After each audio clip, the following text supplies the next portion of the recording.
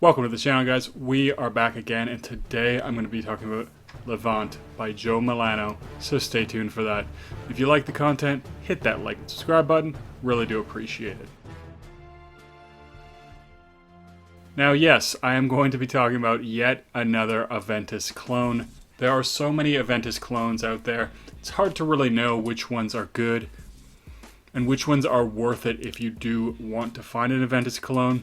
And this one was actually just recently released, 2019. Thought it's a little funny. The name is Jo Milano, so this is basically a clone house. This fragrance, they have an intense version that apparently smells like Invictus. But Jo Milano, originally I thought it was a typo for Jo Malone. But you know what, I guess they're a different brand. Now, Levante, as I mentioned, this is a clone of Aventus, and I think we all know what Aventus smells like right now, or if you don't, I guess I'll talk about it a little bit. You know, it's well known for pineapple, bergamot, birch. Older batches are supposed to be a little bit smokier, and there is a nice musk and vanilla. Now, there's a lot of variation, apparently, in batches, and there are a lot of different clones that sort of capitalize on different aspects of that fragrance. So, Jo Milano, Levante, how well does this actually live up to being Aventus? Well, I can tell you, the first thing I think when I smell this is Aventus. I actually didn't know this was an Aventus clone when I first got it. So I got a sample of this when I picked up Bikilian Musk Oud. And they threw in a sample of this. And I smelled it and immediately I recognized it. So it has, what it has is a very nice, bright bergamot pineapple, very juicy, fruity opening. I don't get tons of the pineapple. I actually get a lot more of the bergamot. It's not bitter. It's not sour or tart like some bergamot can be. It's actually quite fresh, quite uplifting.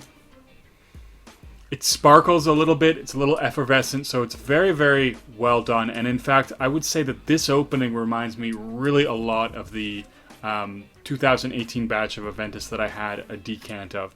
So I think the thing that's really nice about this one especially is on the opening, right away, this one smells exactly like Aventus. There's no harshness, there's no, it doesn't need to grow into the dry down. It isn't offensive or, you know, some people talk about Club de Nuit Intense Men smelling like Pledge in the opening. There's nothing like that. So I also find, you know, with a lot of clones, you get sometimes a very alcohol-y opening that then sort of dissipates into something really nice within a couple of minutes. This one, it's right out the gate. It smells really good. It smells like Aventus right away. So that's nice. Now, how does this one actually dry down? So that's, I think, where a lot of the differences kind of can come out with a lot of different Aventuses, and especially a lot of the clones. And this one, the biggest thing and the biggest thing about this one is that it doesn't have much birch in it that I can pick up. Actually, I don't get any of that birch. So if you think of like Emperor EDP, one of the things I actually really liked about that is it has a really fantastic birch note. I don't get that at all with this. So what this tends to have a little bit more of in the dry down is a nice musky, not overly musky, it's a very subtle musk that maintains a lot of that sort of citric elements and a sweetness, so the vanilla comes out too. Now I was a little bit surprised. Somebody said that to them this smelled like a smoky batch of Aventus. If this is what a smoky batch smells like, I gotta be honest with you, it's not that smoky. So I don't get a lot of smokiness, and from what I understand from the earlier batches that were smoky, it's because of the birch tar. And there's no birch in this. So if you do like that birch note, this is not going to be a clone that you want to get. But if you like that fruity aspect, it has a beautiful fruity citrus heavy opening. And it also has a really nice, somewhat sweet, not really sweet, but you do get a little bit of that vanilla poking through, and you get a little bit more of that musk coming out as well. That really does make a nice, pleasant fragrance. So to me, this is actually, you know, on the opening, spot on for Aventus. Like, very close. The dry down, like I said, because there's absolutely no birch at all, it doesn't really bring out what I often associate with a Ventus, although I will say, like I said, the 2018 batch that I had, it wasn't very birchy either. But it doesn't have any sort of woodiness really with it. It's more a little bit of musk and a little bit of vanilla, plus those citrus elements taper on. So, you know what? This is actually pretty solid. I will say the price point on this one, if I remember correctly, I looked this one up, I think it's 100 ml for $25, which is a really, really good price, especially, you know, with the price of a Ventus. It's, what, $500. So this can be gotten for a very good price as opposed to like Al Harmain or whatever that's quite a bit more expensive.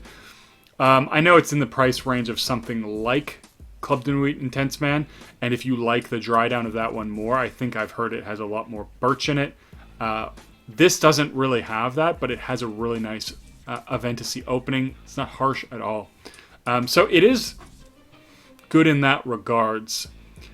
Also, performance is pretty good on this one. I will say I get about 8 hours with this one, which is good longevity, especially for a clone, especially for such an inexpensive clone. It projects pretty well for the first around 2 hours. After that, the sillage is still quite good. So if I had some on my hand, if I move my hand around, I'd get a whiff of it. It isn't super strong though, so it is one that I personally would spray a little bit more.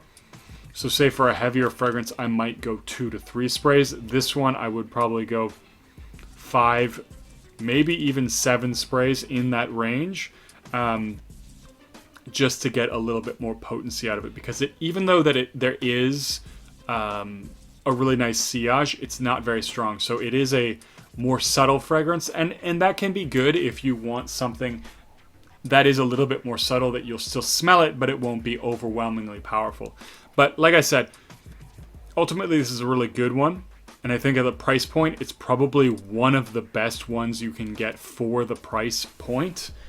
If you want like a really nice one with birch, of course, I actually preferred Emperor EDP. I thought that was really fantastic, and the birch note in that was really top quality, and that is completely lacking in this. But altogether, good long-lasting fragrance, very inexpensive, and if you want, you know, something that is similar to a Ventus, and honestly at times indistinguishable from a Ventus, especially on that opening. There are batches of Ventus that smell exactly like this on the opening.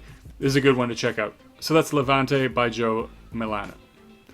I'm going to cut the video there, guys. Leave a comment down below. What is your favorite clone of a Ventus? Do you still prefer, even now, to buy the original? You don't like any clones? Let me know in a comment down below. And as always, don't forget to like and subscribe. And I'll see you guys in the next video.